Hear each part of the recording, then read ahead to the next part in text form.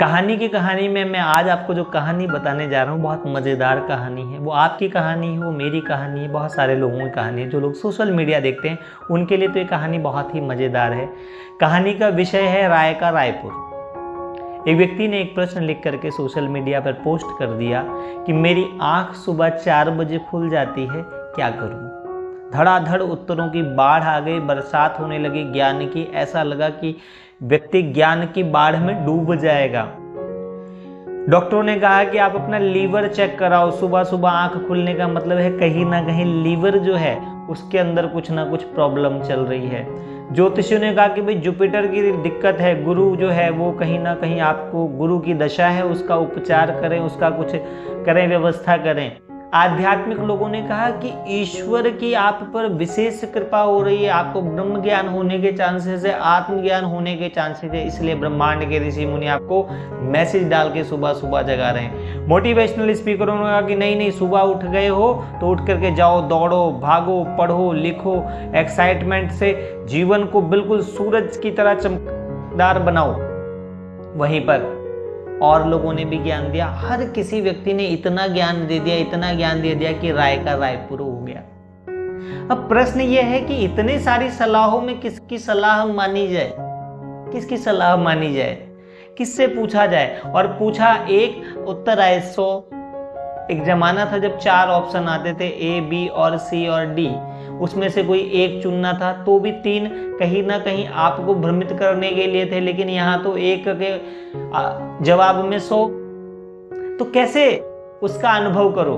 तो उसके लिए सबसे पहले मैं आपको बताता हूँ कि राय के रायपुर से बचने के लिए किसी ऑथेंटिक व्यक्ति से, जो उस विषय का मास्टर हो, जो उस विषय का जानकार हो, जो उसका स्पेशलिस्ट हो, उससे पूछा जाना चाहिए। जैसे अगर कोई मुझसे पूछ ले कि सुबह 4 बजे उठने के बाद क्या करें, तो सबसे पहले मैं पूछूंगा कि सुबह 4 बजे उठते समय तुम कैसा महसूस करते हो।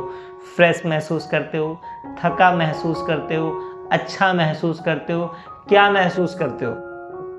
अगर आप फ्रेश हैं तो अपने हाथ पांव धोएं और उसके बाद कुछ देर ध्यान करें, मेडिटेशन करें, क्योंकि मेडिटेशन अपने आप में एक गहरी नींद है। नींद जो है वो अचेत ध्यान है और ध्यान जो है सचेत नींद है।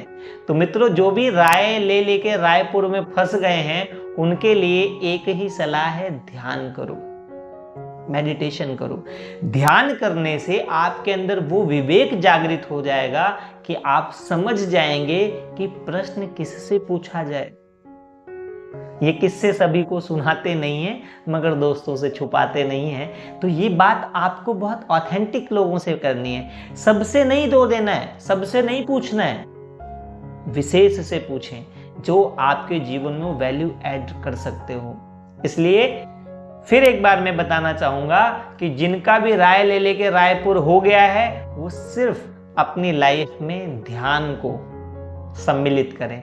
सिर्फ 40 मिनट आंख बंद करके बैठ जाएं, चेहरे पे मुस्कुराहट लाएं और अपनी सांसों के प्रति सजग हो जाएं।